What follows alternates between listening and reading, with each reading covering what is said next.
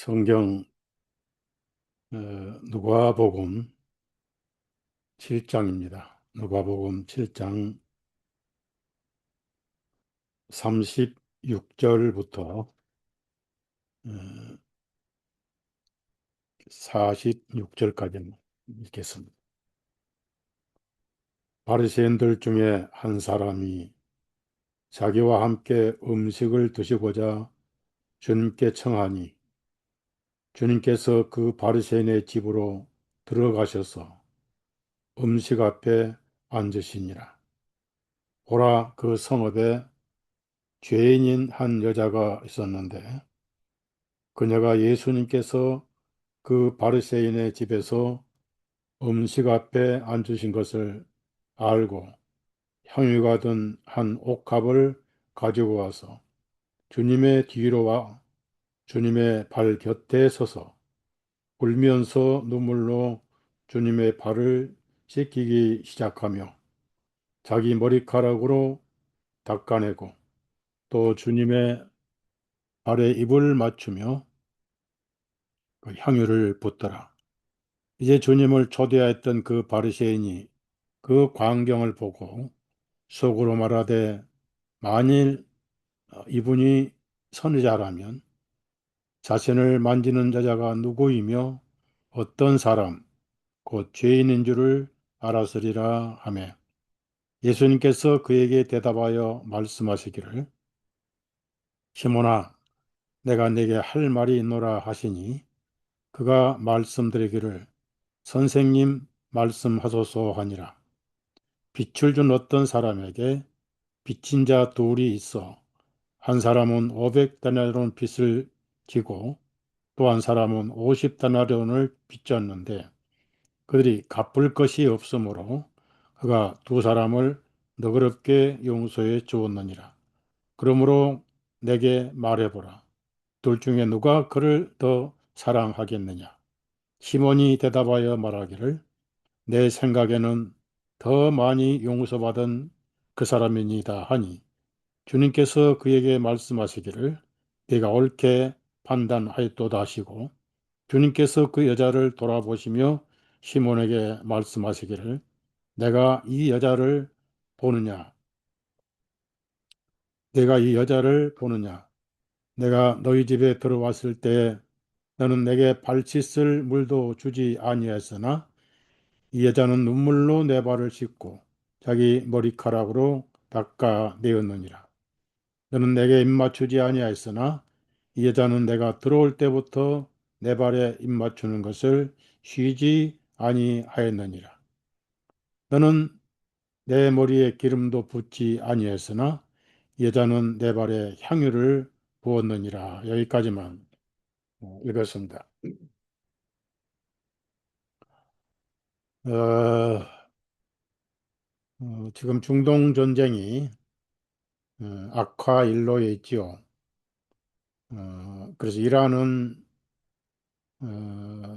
연합군이 자기를 공격할까 염두에 두고 선별해서 적대국이 아닌 유조선은 통과하도록 그러니까 똘똘 뭉쳐서 호르무즈 해협을 공격하지 못하도록 머리를 잘 쓴 겁니다. 그리고 달러의 그 패권을 허물어뜨리려고 중국 위안화로만 석유를 거래하게 하고 그런 배는 통과시키겠다. 그래서 트럼프가 동맹국에 군함을 보내달라고 했는데 유럽도 거절하고 다들 거절하고 그래요. 우리나라도 거절하고 화가 되게 났어요. 근데 미국에서는 소형 핵탄두가 있습니다. 그래서 소형 핵탄두를 만지작거리고 있는데 그래도 미국과 이란은 직접적인 원수를 진 건 없습니다. 트럼프가 네탄야후 심부름으로 대리 싸움을 해주고 있기 때문에 미군들이 한 200명이 죽었어요. 그래서 그리고 대공 방어 미사일이 지금 바닥이 나고 그 만들려면 시간이 많이 걸리죠. 그래서 빠져나오려고 하는데 명분이 있어야 될 거 아니에요. 그래서 항복하라고 그러고 이란은 죄 없는 여자아이들 초등학교 170 몇 명인가 죽었는데 그런 식으로 전쟁 끝낼 수 없다. 반드시 눈은 눈으로, 이는 이로 이런 식으로 악화 일로에 가 있어서 그리고 이란은 값싼 미사일을 미리 다 소진하고 진짜 미사일은 감춰놨다가 이제 쓰기 시작하잖아요. 고체 미사일이라든지. 그리고 자기들 숨겨놓은 미사일을 아직까지 7%밖에 소진시킨 게 없다. 엄청나게 숨어 있다. 이렇게 하니까 이스라엘이 지금 텔아비브니 예루살렘 또 그 주변 도시들이 가자지구 마냥 쑥대밭이 돼버렸어요. 그래서 이스라엘은 결국 90개나 가지고 있는 핵을 사용할 가능성이 있습니다. 그런데 그렇게 되면 세계가 3차 전쟁이 나지요. 미국이 거기에 발목이 잡히면은 중국은 이때다 하고 대만을 침공하려고 이 전쟁 중에 침략 전쟁 훈련이 엊그제 끝났지요. 만약에 중국이 대만을 포위해서 공격을 하면은 호르무즈에 지금 발목이 묶인 미국이 대응할 여력이 없어요. 대만이 공격받으면 일본과 한국은 자동적으로 전쟁에 참여하게 돼 있습니다. 그러니까 러시아는 우크라이나와 전쟁하고 또 가능하면 이란은 끼어들지 않으려고 애를 쓰고 그 사이에 서유값 오른 거 장사해서 돈만 지금 벌고 있잖아요.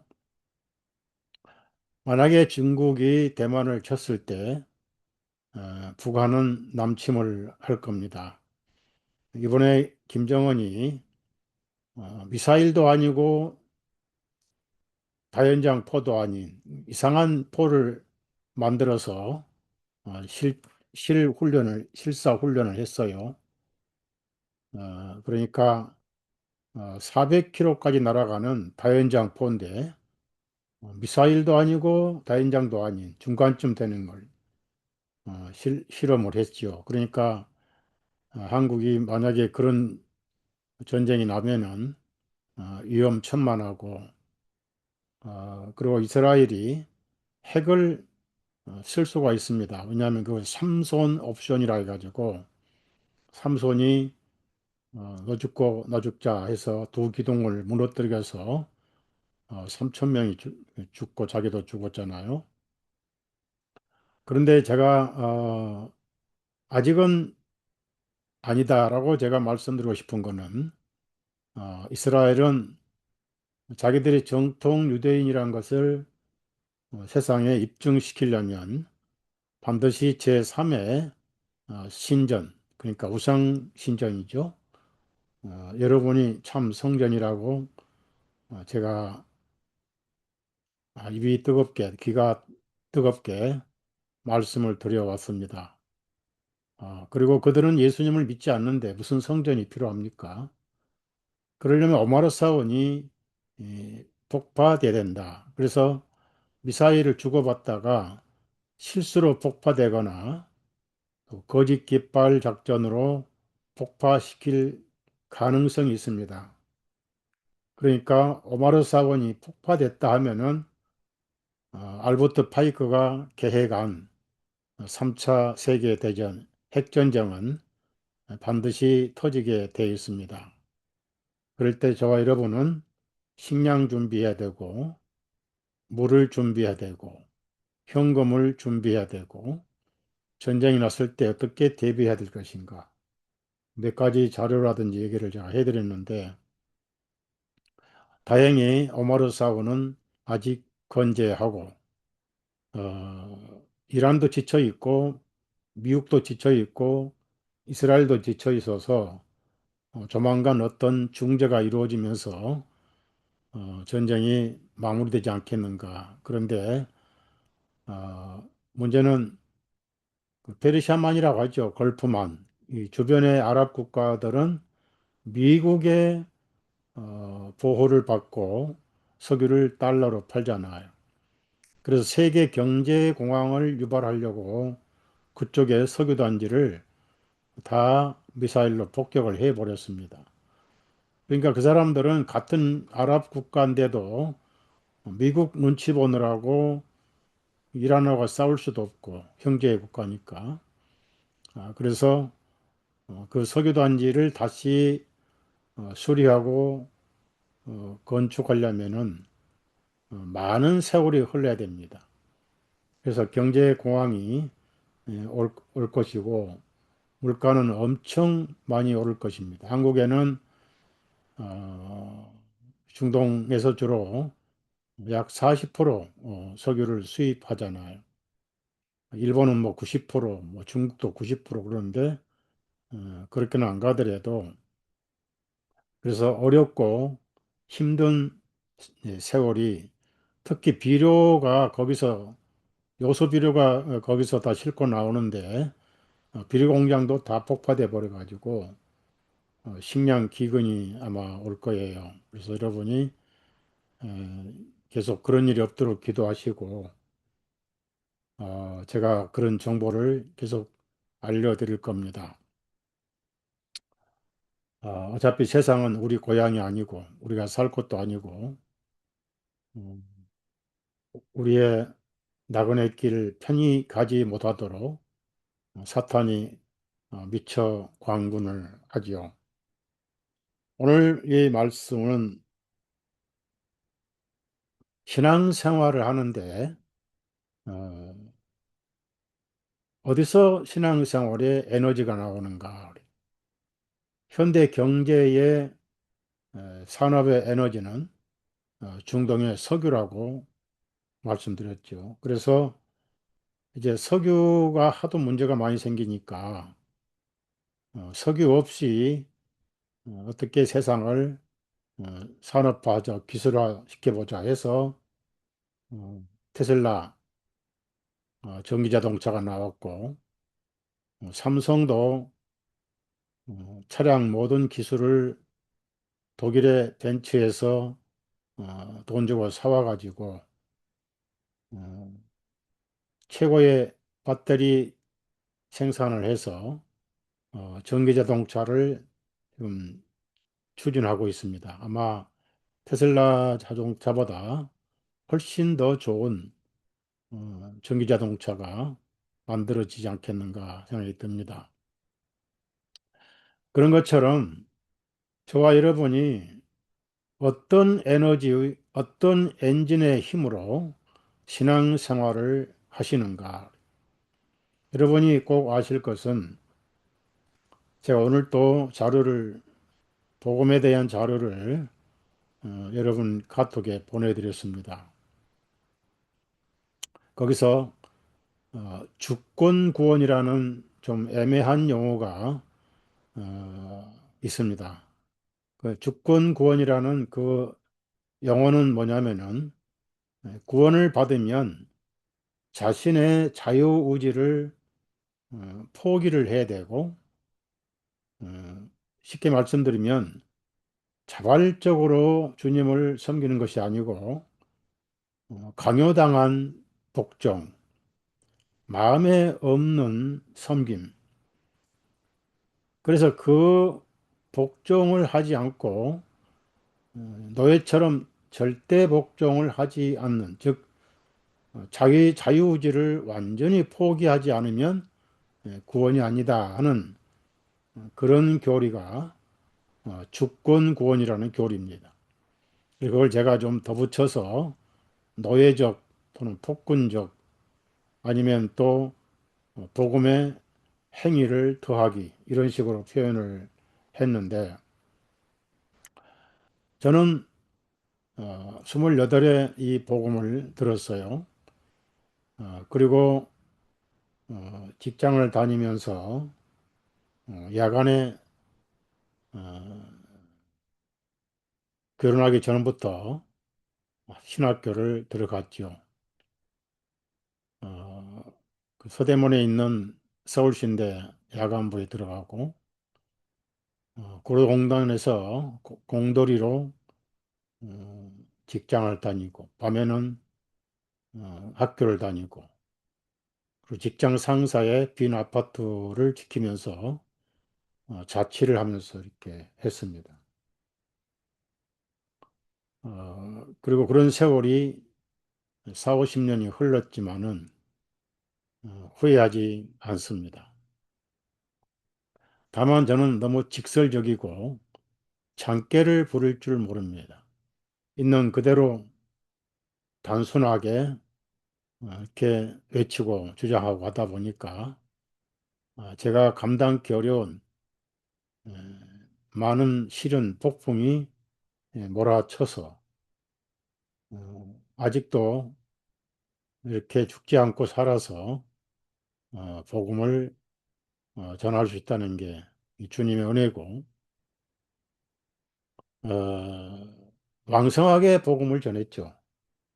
미국 대도시에 강사로 초대받아서 거의 큰 도시 뉴욕부터 해서 도시는 다 연합집회 할 때 복음을 전했고 그리고 월간지를 만들었고 수많은 책을 출판했고 그리고 방송을 했지요.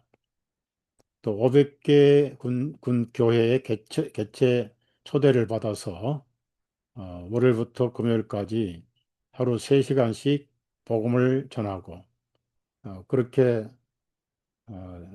할 수 있는 방법을 다 동원해서 제 젊음을 헌신을 했습니다. 저는 재산은 없습니다. 어떤 분이 그렇게 잘 나갈 때 돈 좀 모으시지 그랬냐고.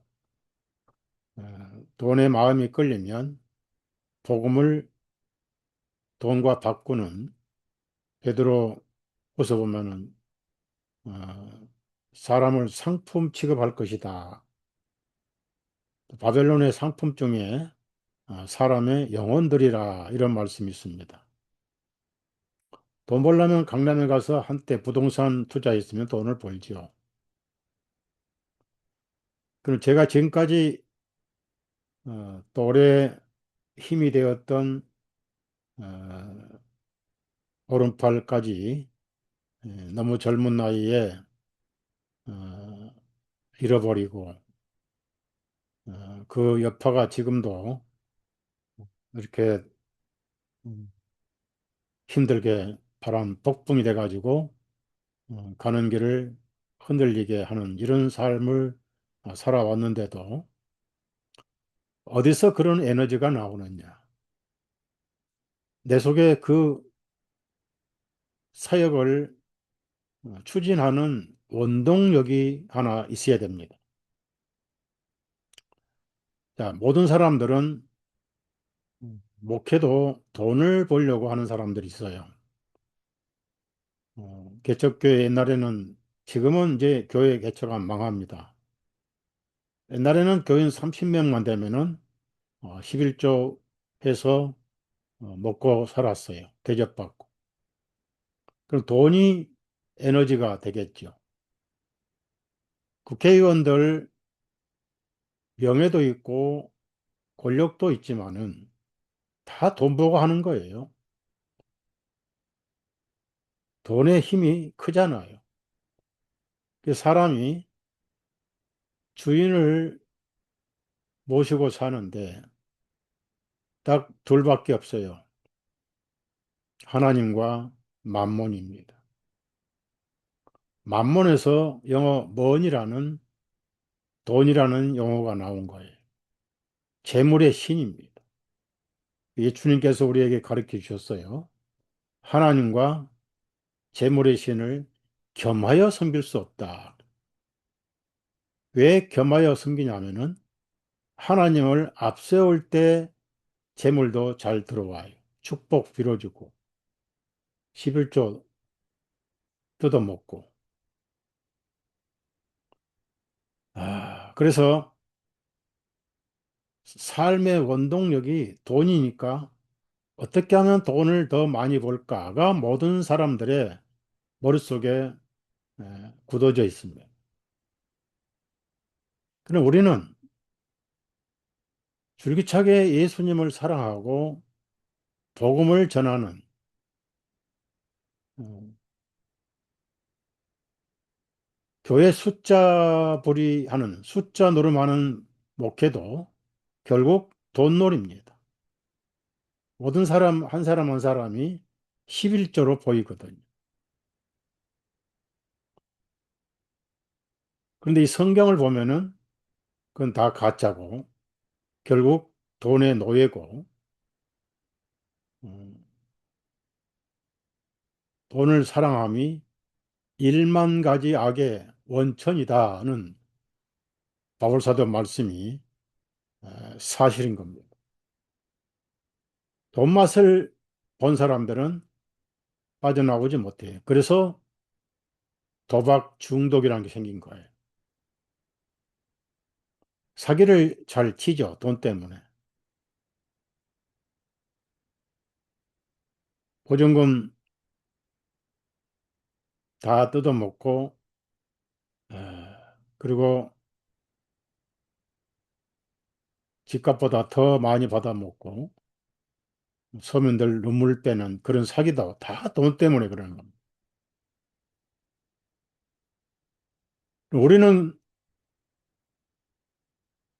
명칭이 하나 있어요. 우리 진정한 이름은 개인 이름이기 전에 음, 안디옥 교에서 처음으로 불림을 받았던 명예로운 이름이 있습니다. 크리스찬이란 이름이에요. 그리스도인이란 이름이에요. 지금은 복음을 추수하는 시대이기 때문에 어, 너무나 편안하고 너무나 자유롭고 그래서 게으르고 나태하고 지금은 라오디게아 교회 시대잖아요. 그러나 서버낙 교회라든지 이런 교회들은 쓰디쓴 박해를 받고 살았습니다. 그분들은 불에 타면서 찬송하고 기도했어요. 그분들은 자기 목을 자르는 사람들을 위해서 기도해주고 참수당했습니다. 그러면서 그들은 산속에 숨어서 성경을 손으로 써서 오늘 우리가 이 성경을 통해서 구원을 받은 거예요. 어디서 그런 힘이 나왔을까? 자기를 조롱하고 통나무에 불을 붙여서 화형시키는 집행관들을 위해서 기도하고 그런 힘이 어디서 나왔을까? 뭔가 우리는 세상 사람이 갖지 않는 에너지를 가지고 있어요. 그 에너지가 여러분 속에 있습니다. 그 에너지가 휘발유가 아니고 뭘까요? 오늘 이름 없는 여인의 섬김에서 우리 자신을 비춰보고 돌아봐야 돼요.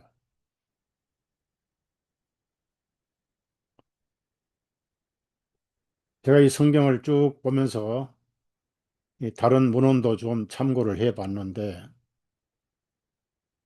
성경에서 두드러지게 예수님 옆에서 섬기면서 어, 고난당하시고 또 묻히시고 부활하신 주님까지 밀접하게 주님 옆에서 어, 성경을 기록한 성경에 언급된 자매 하나가 있잖아요. 그 자매 이름이 마리아죠.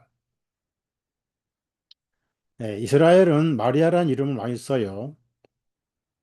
그 마리아는 미리암의 마리아죠. 그러니까 모세의 누이인 미리암을 마리아로 이렇게 해서 예수님 모친도 마리아, 또 다른 마리아, 그리고 가장 밀접하게 예수님 근처에서 목격자였던 막달라 마리아가 있습니다.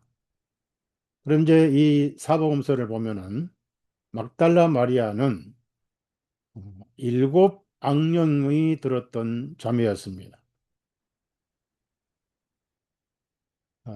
보통 마음의 인격이 세워지지 않았거나 심리적으로 불안하거나 우울증 환자나 그 정신력이 약해진 사람들은 악령이 들어오기가 딱 좋아요. 들어와서 자리를 잡죠. 예수님이 그런 비유도 하셨어요. 한 사람의 집에 살던 마귀가 나와서 물 없는 곳을 찾아 헤매다가 결국 다시 자기 집으로 돌아와 보니까 자기 살던 집이 청소가 되고 그리고 깨끗이 청소가 됐는데 비어 있더라. 그래서 나가서 일곱, 여섯 마귀, 그러니까 일곱이 살 수 있도록 데려와 산다. 이런 비유를 하셨어요. 그 당시 이스라엘 민족의 영적 상태를 말씀하시는 거예요.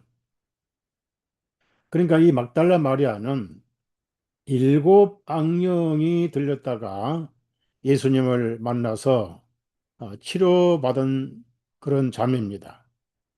그러니까 그의 삶에 대해서 오늘 옥합을 가져와서 머리를 풀어 주님 팔에 향유를 분 여인하고는 차원이 다른 자매라고 말입니다. 그러니까 제가 말씀드리고 싶은 것은 그 막달라 마리아는 죄 사함을 통해서 예수님을 죄 사함 때문에 예수님을 섬기는 그런 상황이 아니고 일곱 마귀를 쫓아내 주셔서 어, 환자가 치료받아서 그에 감사해서 예수님 옆에 골고다 채찍 맞으실 때부터 통나무 메고 올라가실 때 그리고 일곱 마디 말씀하실 때 마리아 옆에 수종 들면서 다 목격을 했어요. 그리고 어, 어떤 자매 어떤 자매들도 어, 안식일이 끝나고 향유라든지 몰약을 준비해서 예수님을 섬기러 온 사람은 아무도 없었습니다. 그리고 부활하실 것도 아무도 믿질 않았어요. 제일도 안 믿었어요. 예수님은 제 아들에게 내가 배반을 당해 팔려서 이방인의 손에 죽었다가 3일 만에 살아나리라 라고 제 아들에게 세 번이나 말씀하셨어요. 제 아들의 마음에 눈이 안개가 씌워가지고 그 말씀을 이해를 못했어요. 하나님 왕국이 임할 것이고 자기들은 로마 제국 쫓아내고 이스라엘이 세상 왕국이 될 것인데 죽으셨다가 3일 만에 살아나신다니까 죽으신다는 것도 이해가 안 가고 3일 만에 부활하신다 이것도 이해가 안 가는 거고 마음에 그 말씀을 새겨 듣지를 않았던 겁니다. 그래서 3일째 됐을 때도 아무도 묘실에 달려간 사람이 없었어요. 그게 유일하게 3일 딱 지나서 왜냐하면 안식일 시간에는 묘실에 올 수가 없거든요.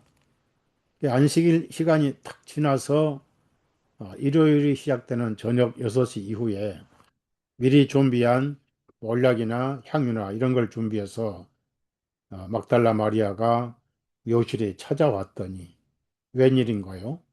그 무거운 돌문이 옆으로 굴러져 있고 안에 들어가니까 천사들 빛이 환한 옷을 입고 누구를 찾느냐. 그래서 여기 예수님 부활하시고 안 계신다. 그리고 밖에서 뒤를 돌아보니까 한, 한 분이 서 계셔요. 산지기로 알고 있고 당신이 내 주님의 시신을 옮겼거든 알려주면 제가 모시고 가겠습니다. 물론 그녀는 부활을 믿지 않았습니다. 돌아가신 예수님의 마음이 있었어요. 어, 무슨 얘기냐면은 그녀가 예수님을 사랑한 원동력은 많은 죄를 사함받아서 사랑한 원동력이 아니었습니다. 병고침을 받아서 악한 일곱 귀신을 쫓아내 주셔서 그게 고마워서 예수님을 사랑하였던 거예요. 그래서 사람마다 사랑의 동기는 조금씩 다르지만은 그녀는 그래서 사람 앞에 얼굴을 당당하게 드러내고 섬길 수가 있었던 거예요. 그러면 그 자매하고 이름 없는 이 자매의 영적 상태를 비교를 해 봅시다. 우선 그 당시 동네 유지는 바리새인들이었습니다. 그리고 이 바리새인은 돈이 좀 있었어요. 집도 가지고 있었고 또 어, 밑에 종들도 많이 있었고 그런데 이름을 내세우고 얼굴을 내세우고 내노라 할 정도로 살아가면서 도덕적으로 존경을 받는 그런 바리새인이었습니다. 물론 이름은 여기 밝히지 않았어요. 그래서 예수님을 초대를 했습니다. 즉 나는 이렇게 그 호의를 잘 베풀고 나는 이렇게 사람을 잘 대접한다 해서 어, 예수님도 내가 대접할 수 있다 해서 인정을 받으려고 자기 집에 초대를 했습니다. 한마디로 과시하기 위해서 초대를 한 거죠. 그 예수님은 거절하지 않으셨습니다. 그 마음을 다 아시고 영적인 상태를 다 아셨지만은 일단 초대 받으시고 거절하지 아니하셨어요. 그리고 이스라엘 사람들은 식탁에 앉을 때 우리처럼 이렇게 편하게 앉는 게 아니라 옆으로 비스듬하게 누워서 앉아요. 그럼 발이 한쪽에 옆으로 모아지죠. 그런데 그 소문이 한 이름 없는 이름이 없을 수밖에 없어요. 여인에게 들려왔어요. 자, 이 여인은 어, 자기가 어떤 삶을 살았는지 너무나 잘 알고 있고 사람들 앞에 얼굴을 내밀 수 없는 그런 도덕적으로 아주 타락한 즉 동네에 어, 몸을 파는 그런 여인의 삶을 살았던 겁니다. 다들 추측이 그래요. 왜냐하면은 그런 얘기는 공개적으로 이 바리새인도 무슨 죄란 말을 하지 않습니다. 대충 다 알아먹을 수 있도록 이 그 많은 죄 그러니까 죄인인 줄 알았으리라 그랬습니다. 죄인인 줄.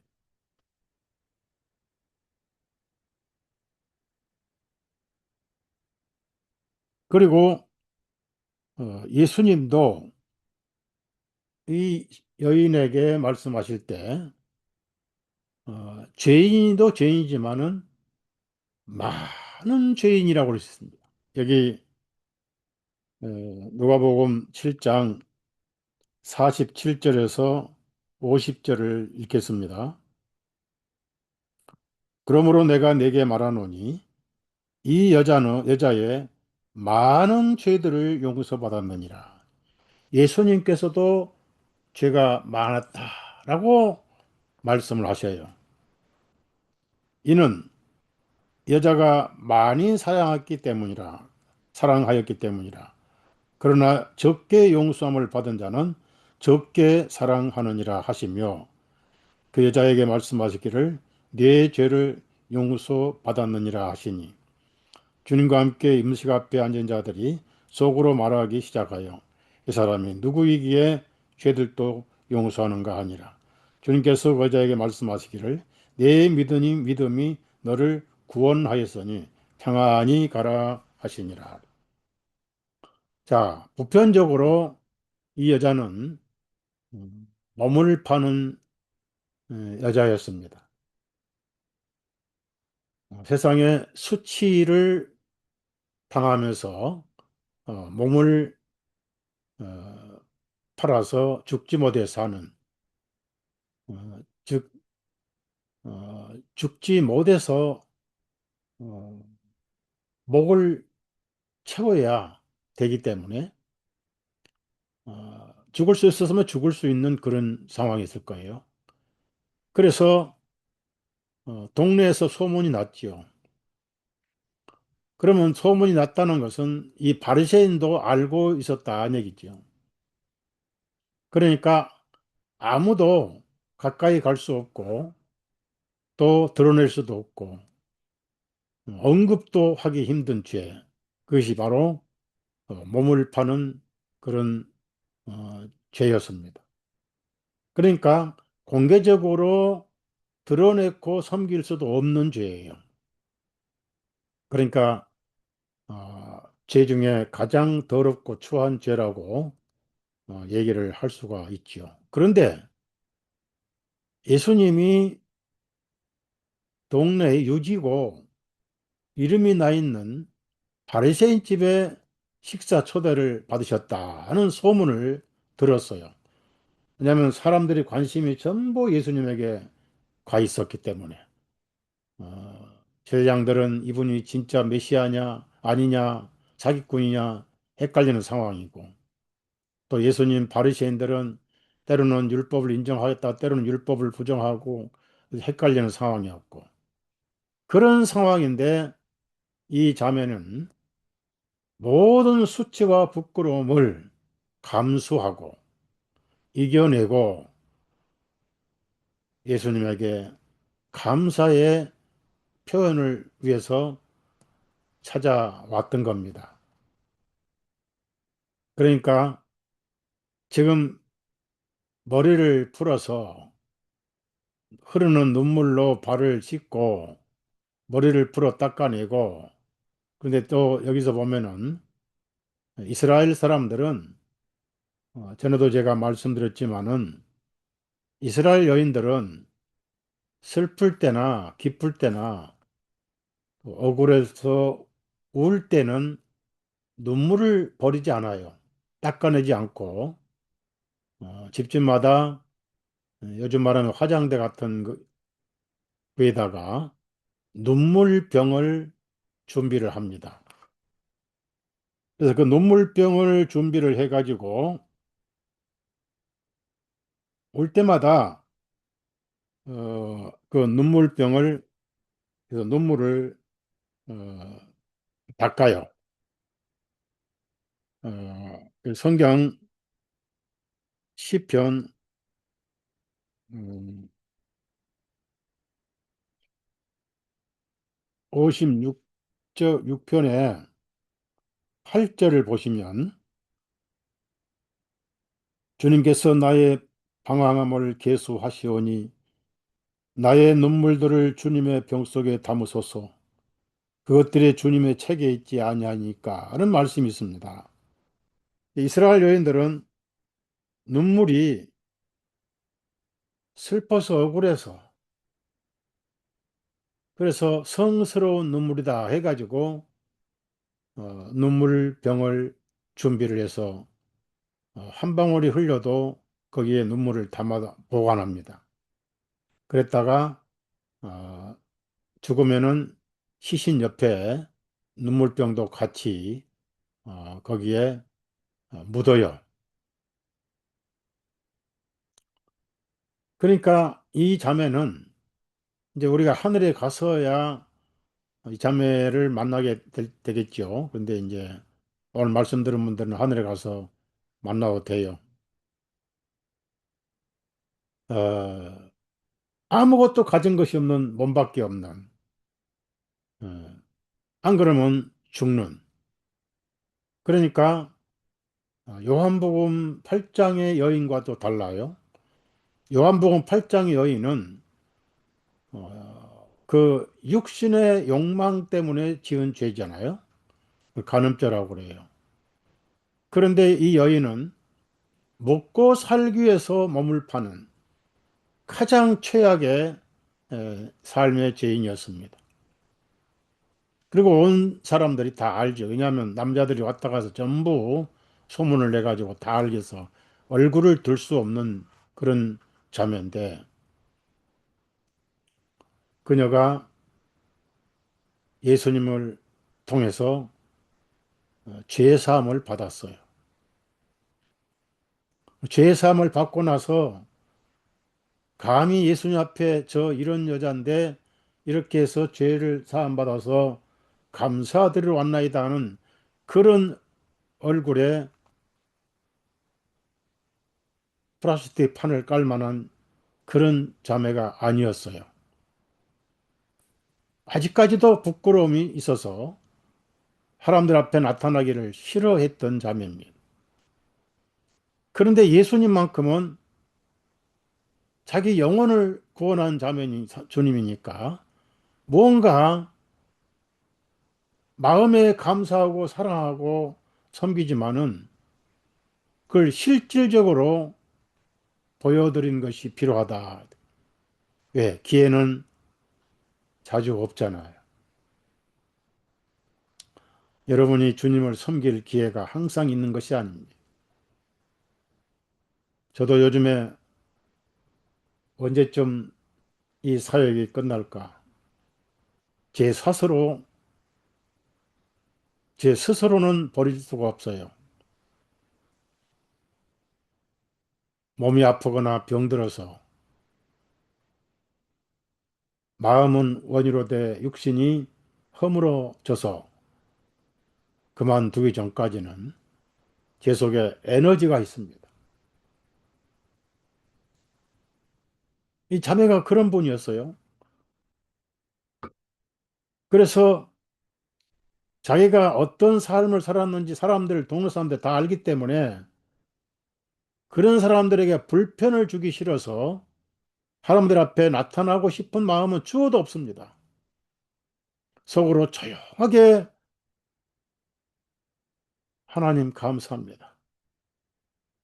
나 같은 죄인을 구원하러 오셨군요. 라고 감사하고 마음을 쉬고 있을 텐데 기회가 없어요. 별날이 없어요. 천우의 기회로 바리새인 집에 와 계신다는 거예요. 그런데 그녀가 거기에 당당하게 갈 수 있었던 거예요. 집안에 돌아보니까 자기가 드릴 것은 아무것도 없어요. 돈도 없지. 그렇다고 예수님에게 무슨 그 부잣집에 음식 잡수러 오셨는데 보리떡이라도 갖다 드릴 수도 없고. 그러나 한 가지가 있었어요. 화장대 위에 딱 하나 있는 것이 바로 눈물병하고 그 많은 남자들이 시달릴 때마다 돈을 조금씩 조금씩 모아가지고 로마에 수출하는 향유를 한 방울 한 방울 사 모으기 시작을 했습니다. 그게 눈에 딱 들어왔어요. 몇 년을 모았는지는 계산이 안 돼요. 얼마나 들어있는지도 모르겠어요. 그러나 그 시련과 모욕과 비참한 그런 환경에 수많은 사람들의 멸시와 천대를 받으면서 그의 대가로 향유를 사모으기 시작을 했습니다. 보상 심리죠. 투자한 게 아니에요. 보상 심리예요. 한 방울씩 한 방울씩 그 사다가 재울 때 완전히 말라버리고 부서진 그의 심령은 한 방울 향유가 담아지면 새로운 새싹이 파릇파릇 피기 시작하고 그 향유병의 옥합에 향유가 채워질수록 삶의 의욕이 생기기 시작했어요. 살아야 되겠다. 그런 가운데 예수님 만나서 구원을 받은 거예요. 죄사함이 구원이잖아요. 그럼 예수님은 말 한마디 없는 이 자매를 보시고 속을 다 하신 분이니까 그런 말씀도 하실 수 있어요. 바리새인의 속 생각도 다 읽으셨잖아요. 그런데 그 자매의 섬김을 보시고 구원을 받았니 안 받았는지 판단을 해 주셨어요. 그 자매에게 확신의 확신을 더 주신 거예요.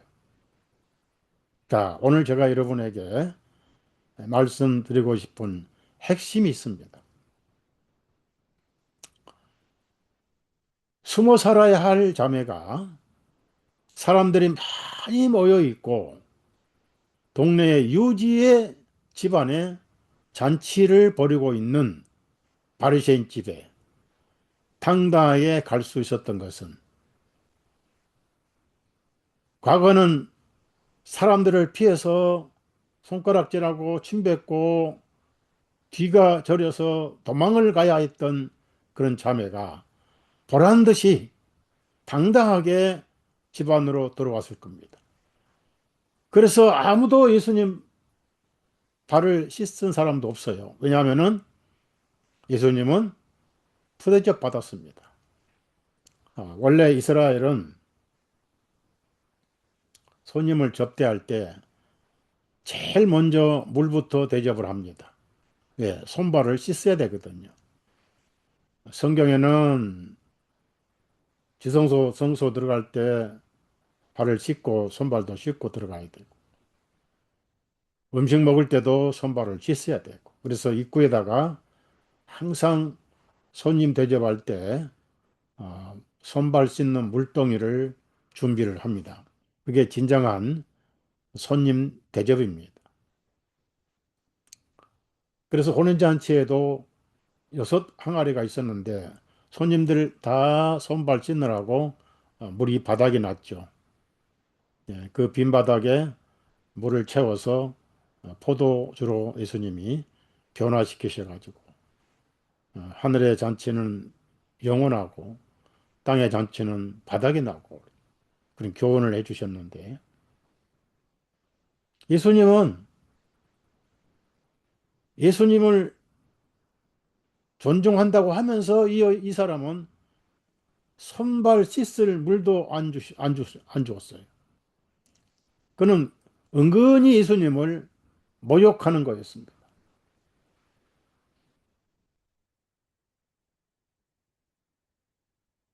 그리고 그 흔한 감남유도 바르지 않았어요. 그 예수님이 그 말씀 하신 거예요. 너는 내가 들어올 때 당연히 손님 대접해야 하는 물도 주지 않았고, 그러나 이 여인은 눈물로 또 눈물병을 풀어서 내 발을 씻기고, 너는 물수건은커녕 아무것도 안 주고, 이 여인은, 여자의 머리는 성경에 고린도전서에 영광이라고 그랬어요. 긴 머리는 영광이고 남자가 긴 머리는 수치라고 그랬습니다. 예수님 당시에 로마의 조각들을 보면은 머리가 짧아요.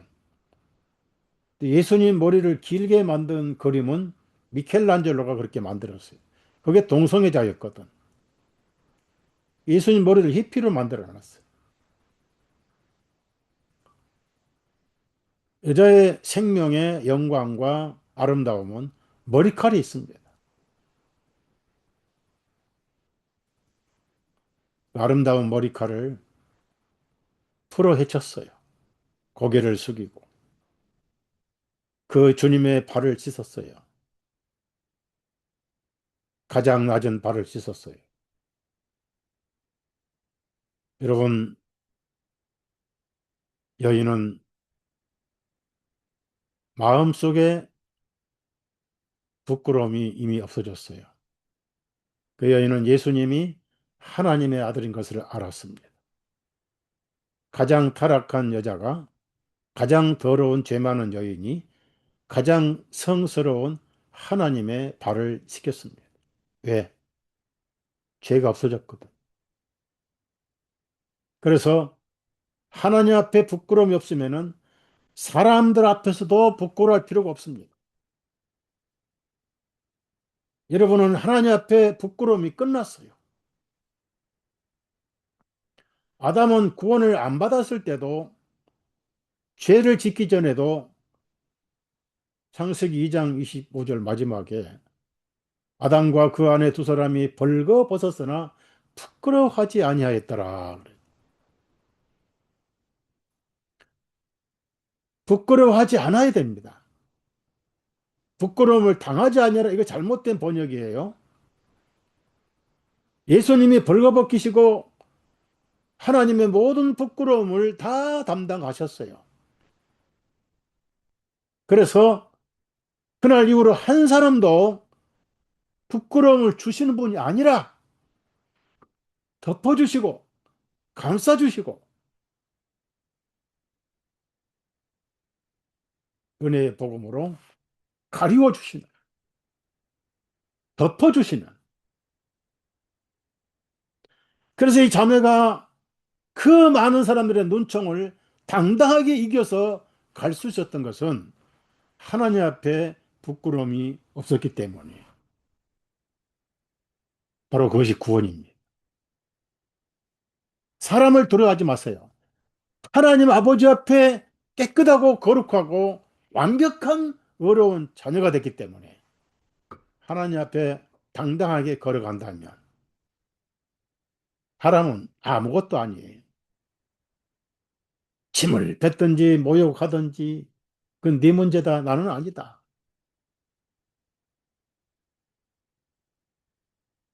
그래서 히브리서 4장에 그런 말씀 있잖아요.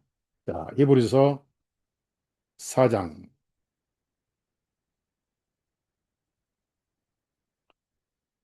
히브리서 4장 14절부터 16절을 읽겠습니다.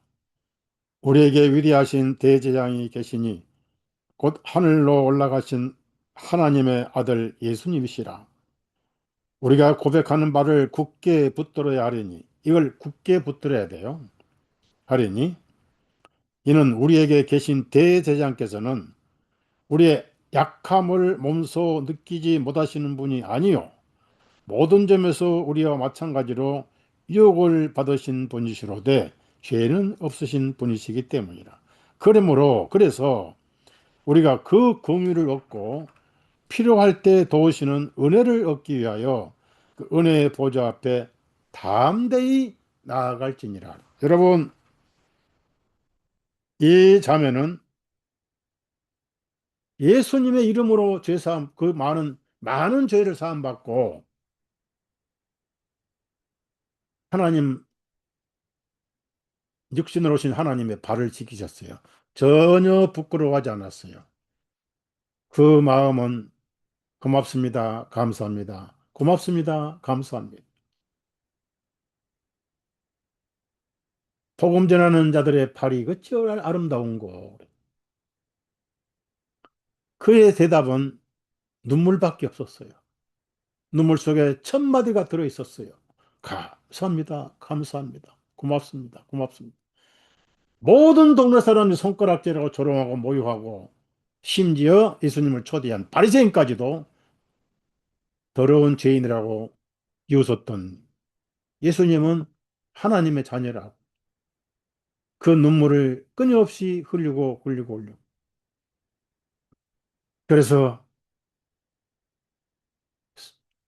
머리를 풀어 헤쳤습니다. 최고의 영광이 여자의 머리자. 고린도전서 12장 11장이죠. 긴 머리는 여자의 영광이니라.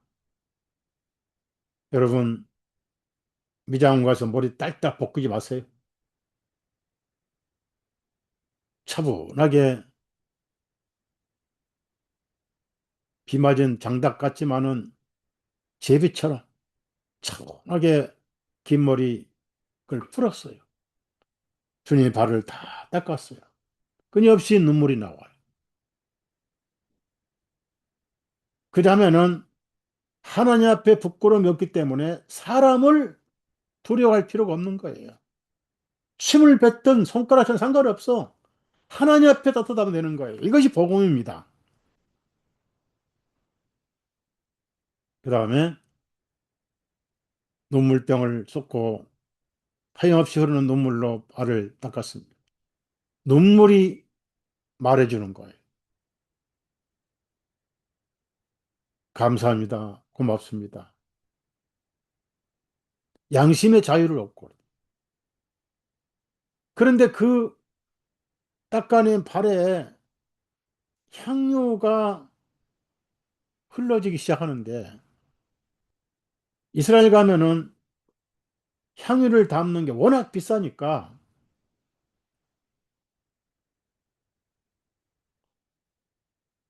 그 입구가 먹통 마냥, 먹물통 마냥 깨지 않으면은 흐르지 않아요. 과감하게 깨버렸어요. 깨고 주님 발에 그걸 씻었어요. 머리털로 물기를 다 닦아내고 갑자기 온 집안에 향기가 가득 넘쳤어요. 그 신앙의 고백입니다. 이 여인은 그 향유가 예수님 발에 쏟아지기 전에는 꽁꽁 숨어 있는 그의 생명이 거기에 들어있고 그의 삶의 소망이 들어있고 잃어버린 보상 심리에 하나하나 채워져 가는 그것이 아무리 좋은 비싼 향유라도 병 속에 들어있을 때는 향내가 나지 않잖아요. 여러분 구약성경 레위기 2장을 보면은 소재에 마지막 향유를 붓잖아요. 여러분 이 향이란 것은 뭘 의미합니까? 지금도 장례식장 가면은 조문객들이 들어가자마자 향을 피우잖아요. 향을 왜 피웁니까? 관습이에요, 관습. 옛날에는 시골에 냉동실이 없었습니다. 영안실이 없었습니다. 여름에 사람이 운명하면은 3일장을 거치니까 시신이 썩잖아요. 그래 악취가 나니까 그 악취를 가리려고 향을 피웠던 거예요. 지금도 냉동 영안실에 있는데 지금도 향을 피워요. 아무 의미 없는 관습이에요. 그래서 지성소의 입구에 휘장 앞에 향단이 있잖아요. 그 향불은 어디서 가져오느냐면 하늘에서 번제 예물을 받으시고 불이 내려와서 태우는 번제단에서 불을 가져와요. 그리고 거기에 특수향을 뿌리면은 향내가 올라갑니다. 여러분 심령에 예수님이 향로예요. 너무나 향기로운 향로예요. 그 향로 아래 여러분 죄는 사라져 버렸어요. 믿음이 그래요. 믿음이. 복음이 그렇습니다. 끊임없이 향로는 올라갑니다. 바로 우리 예수님. 하늘 보좌 중심에 앉으셔서 저와 여러분을 위해서 중보하고 계셔요. 로마서 8장이나 히브리서 10장에 9장에 나오는 말씀이잖아. 그 향이 예수님의 의를 의미합니다. 예수님이 여러분의 향이에요.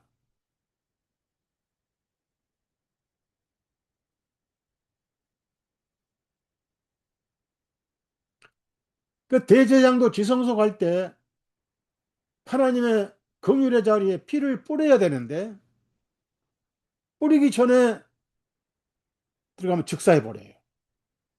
그래서 대제장도 향로를 가지고 들어가야 됩니다. 레위기 16장에 그 말씀 나오잖아요. 지성소에 무시로 들어오지 말아서 죽음을 면하라. 그래서 너는 향로를 가져와서 연기로 법궤를 가리우고 그 다음에 피를 뿌리고 나면 죽지 아니하리라. 사랑하는 여러분, 예수님은 여러분의 향로예요. 죄가 있기 때문에 그분이 오셨고 피 흘려 죽으셨어요. 죄는 저주스럽지만은 그 저주를 예수님이 다 가져가셨잖아. 율법의 저주를 받은 바 되사 우리를 율법의 저주에서 속량하셨느니라. 그런데 무슨 율법을 또 지키느냐? 라면서 갈라디아 교회에 책망한 바울사도. 모두가 다 그림자예요. 그 옥합을 깨뜨려서 이제 버려요. 더 이상 쌓지 않습니다. 왜? 예수님이 이 여인의 향유였어요. 그래서 발에 뿌렸더니 온 집안에 향유가 가득했어요. 그 냄새가 가득했습니다.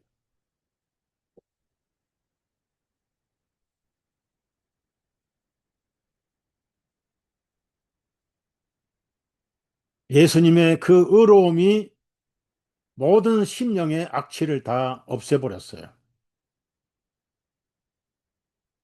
우리가 예수님 없이 하나님 앞에 너무 악취가 많이 나는 여인하고 똑같은 죄인이었잖아요.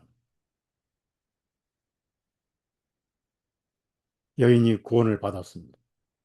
그걸 섬길 수 있는 기회도 많지 않았습니다. 바리새인 집에 있을 때 목숨 걸고 모든 손가락질을 무릅쓰고 섬기러 찾아왔던 거예요. 여러분을 저와 여러분이 섬기는 기회는 많지 않습니다. 언제 이 기회가 사라질지 몰라요. 핵이 터지든지 3차 전쟁이 터지든지 심한 경제 IMF가 온다든지 또 질병이 온다든지 기회는 많지 않잖아요. 그러니까 예수님을 섬길 수 있는 에너지는 어디서 나왔느냐? 동네 사람들이 알고 있는 죄. 자기 자신도 알면서도 목구멍이 포도청이라서 살아가기 위해서 범한 죄가 그렇게 자기 자신을 괴롭혔는데 예수님이 그 죄를 다 담당해버려요. 예수님 앞에 가면 죄가 사해져 버려요. 그분은 공포와 율법과 저주가 충만한 분이 아니라 은혜와 진리가 충만하신 분이에요. 그 보좌 자체가 은혜의 보좌예요. 은혜의 보좌. 여러분 살면서 마귀가 자꾸 여러분 생각에 침투해서 너 무슨 죄 지었는데 너 구원 안 받은 거야 라고 사기를 쳐도 믿지 마세요. 보좌 자체가 은혜를 주시는 보좌예요. 에덴 동산에서 모든 강이 흐르듯, 스가랴서 13장에 그 강물이 흐르듯, 동서로 흐르듯이 은혜의 물이 지금 세상에 흐르고 있습니다. 우리는 그 물을 마셨잖아요. 그래서 다 닦아내고 입맞추기를 그치지 아니했더라. 섬기는데 그녀는 용감했고, 그녀는 하나님 앞에 부끄러움이 없었고, 사람이 나에게 부끄러워하는 무슨 상관이냐. 그래, 많이 조롱해라. 관심 없었어요. 입맞춤은 뭘 의미합니까? 아멘의 삶이에요. 예수님 하면 무조건 아멘이에요. 찬송도 있잖아요. 아멘, 아멘, 아멘, 아멘, 아멘.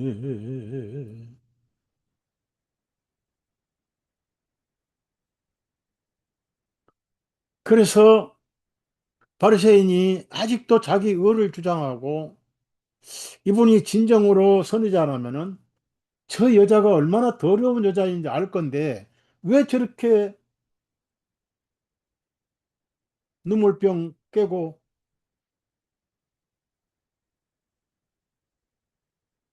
눈물을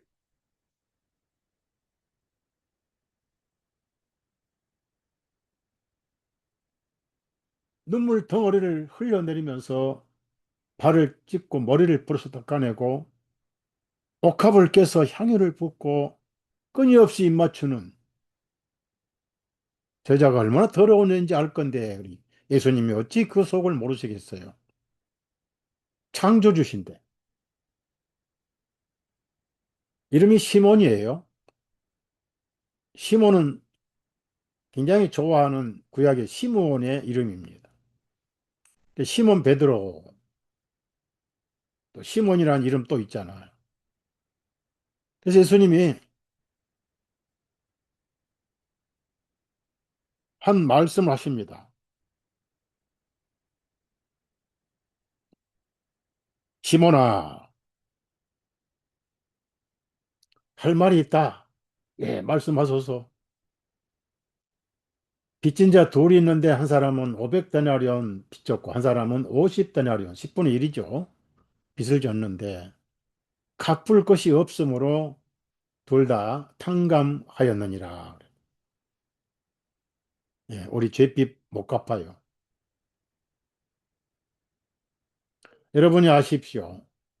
베드로가 몇 번이나 용서를 해줄까요? 70번씩 7번 용서할까요? 물었더니 예수님 하신 말씀이 의외로 답변하셨어요. 7번이 아니라 70번씩 7번이라도 용서해 줘야 된다. 이게 복음입니다. 그럼 여러분 70번씩 7번 주판 잘 튕기신 분 계산이 나오죠? 70번씩 7번이 뭡니까? 7, 7, 49. 그 다음에 50.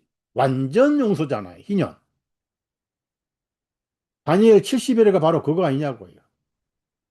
더 이상 용서할 게 없어. 다 끝내버린 거예요. 우리가 그렇게 용서를 받고 구원을 받은 거. 그래서 500데나리온 갚을 것이 없으니까 50데나리온도 갚을 거 없어. 한 데나리온 하루 일당이잖아요. 그리고 50일 일당이거든요. 다 탕감해 주었어요. 그러니까 누가 더 용서해 준 사람을 사랑하겠느냐. 당연히 500데나리온 탕감받은 자죠. 그래서 예수님이 봐라. 너는 내가 들어올 때 손발 씻을 물도 준비 안 해. 그거나 물도. 나는 일반 사람보다 더 못하게 대접받았다. 너 그건 나에 그렇게 안 했냐. 그 다음에 그 흔한 향유는 그냥 그 흔한 감람주 한 방울도 나에게 주지 않았다. 보라, 이 여인은 눈물로 발을 씻고 머리털을 풀어서 닦았고 옥합을 깨뜨려 향유로 내 발을 적셨느니라. 그러고 너는 나를 대접하려고 그렇게 했지만은 너를 내세우려고 데려간 거 아니야. 이 여인은 입맞추기를 그치지 아니하였느니라. 그래서 예수님이 말씀하신 거예요. 누가 더 사랑했느냐 물으니까 이 사람이 대답을 했지요. 어, 더 많이 용서받은 사람이지요. 그러더니 맞다. 그래서 이 여인의 많은 죄들을 사함받았는데 많이 사랑받는 사람, 사함받은 사람은 많이 사랑하느니라. 그래. 이것이 에너지입니다. 그럼 제가 모두가 다 이 여인 같은 죄를 지어서 용서받으라는 뜻이 아니에요.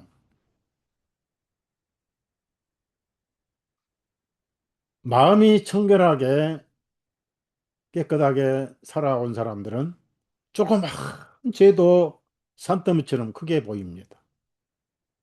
죄는 마음의 영적 상태에 따라서 크게 보이기도 하고 적게 보이기도 해요. 50데나리온 탕감받은 사람은 50데나리온어치만 사랑하느니라. 그 사랑의 척도가 속에 어떤 에너지를 가지고 있느냐.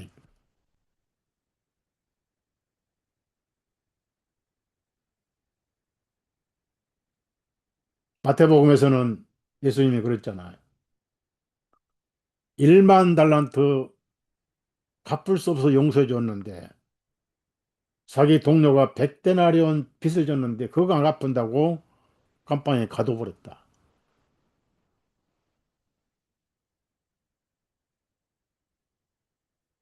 우리는 500데나리온 탕감받은 50의 10배 탕감받은 그리스도인들이잖아요. 죄가 많다 그 말은 예수님이 하셨지만은 우리 마음속에 내가 내 죄를 어떻게 생각하느냐에 따라서 많을 수도 있고 적을 수도 있지만은 사실 우리 모두가 다 옥합을 가져온 여인이 우리 그리스도의 모습이에요. 그래서 똑같이 구원을 받았는데 어떤 분은 그저 복음을 사랑하고 복음을 전하는 시간에는 모든 걸 제치고 그리고 복음 깨달은 형제자매를 사랑하고 예수님을 직접 사랑할 수는 없잖아요. 지극히 작은 자 한 것이 내게 한 것이라 하잖아요. 그래서 이 여인이 남이 아니라 바로 우리 자신의 모습이다. 어떤 삶을 살았던 간에 하나님 앞에 우리는 많은 죄를 용서받은 사람들입니다. 그러니까 내가 다른 사람과 비교를 하면은 다른 사람은 50데나리온밖에 안 되고 내 죄는 500데나리온입니다 하는 마음을 가져야 돼. 나는 50데나리온이고 다른 사람은 500데나리온이라고 하면은 그게 바리새인입니다. 시편에 보면은 우리 죄가 얼마나 많았다고 그랬어요? 머리털보다 많다 그랬어요. 이게 많았다, 많다 그 시제에 대해서는 여러분이 신경 쓸 필요 없어요. 머리 위로 시편 38편 3절 4절입니다. 주님의 노여움 때문에 내 육체에 성한 것이 없으며 나의 죄로 인하여 내 뼈들 속에 힘이 없나이다. 이는 나의 죄악들이 내 머리 위로 넘치나니 그것들이 무거운 짐 같으므로 내가 감당하기에 너무 무거움이니다. 내 어리석음 때문에 내 상처들이 악취를 풍기고 썩었나이다.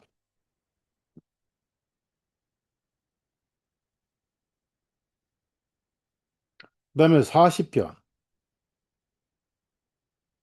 시편 40편 12절에 헤아릴 수 없는 많은 재앙이 나를 에워쌌고 내 죄악들이 나를 붙들고 있기 때문에 내가 쳐다볼 수 없으니 그것들이 나의 머리털보다도 많나이다. 그러므로 내 마음이 나를 넘어뜨리니다.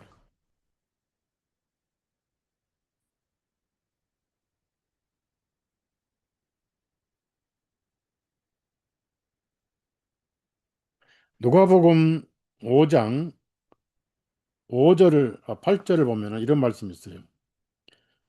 시몬 베드로가 이것을 보고 예수님의 무릎 앞에 엎드려 말씀드리기를 오 주님 내게서 떠나소서 이는 나는 죄가 많은 사람이기 때문이다. 저와 여러분은 어떻게 살아가도 상관없이 예수님 없이 하나님 앞에 섰을 때는 무조건 죄가 많아요.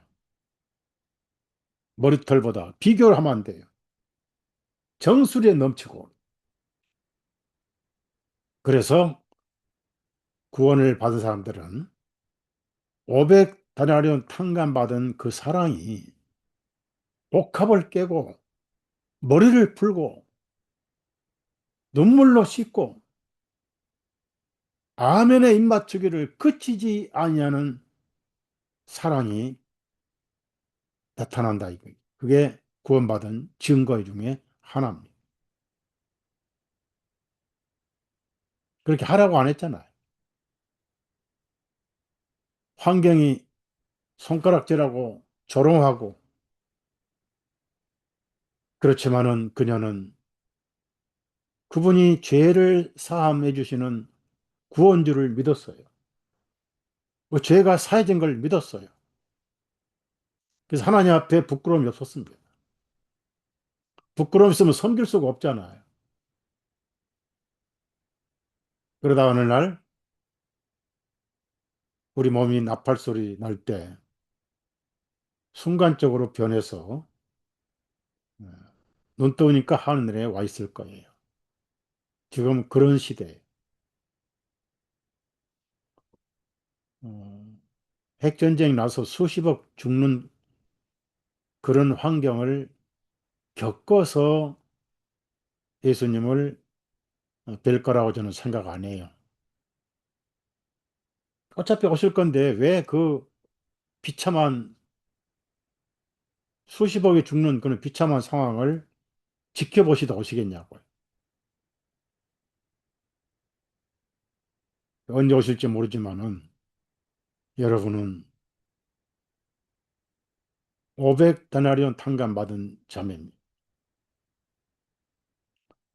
옥합 되신 여러분 마음속에 예수님이 옥합이 되시고 내 자신을 위해서 자랑하던 영광을 풀어버리고 예수님을 사랑하는 그분의 마음에 아멘으로 입맞춤하는 그런 삶도 많지 않을 겁니다. 구원을 받았는지 안 받았는지 딱 한 가지 예수님은 측정하셨어요. 많이 탕감받은 자, 많이 사랑하느니라. 얼마나 자연적인 법칙입니까? 자, 끝내고 마칠게요.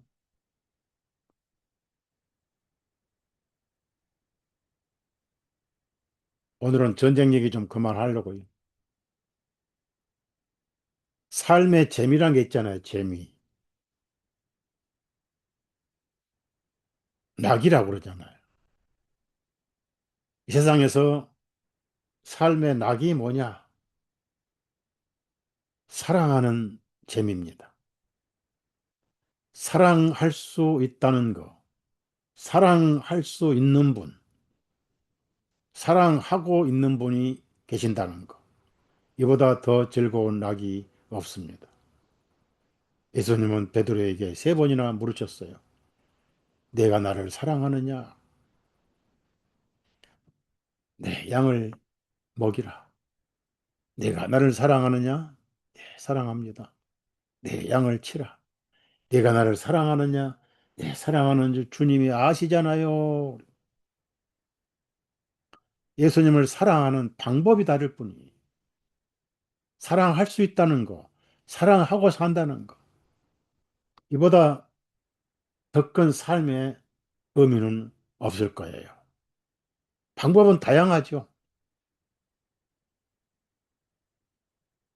여러분, 세계명 기억하시고, 70번씩 7번 완전 용서해 주신 그 용서로 여러분도 서로 사랑하고 용서하고, 여인처럼 사랑이 너무 벅차서 예수님이 그걸 다 받아주셨어요. 에이, 더러운 여자, 어디 감히 내 발 만져? 그렇지 않으셨어요. 깨끗한 하나님의 자녀가 사랑으로 섬겨주시는 예수님도 감격하신 거예요. 여러분, 살았을 때, 사랑할 때, 사랑하는 재미로 사시기를 부탁을 드리면서 말씀 마치겠습니다.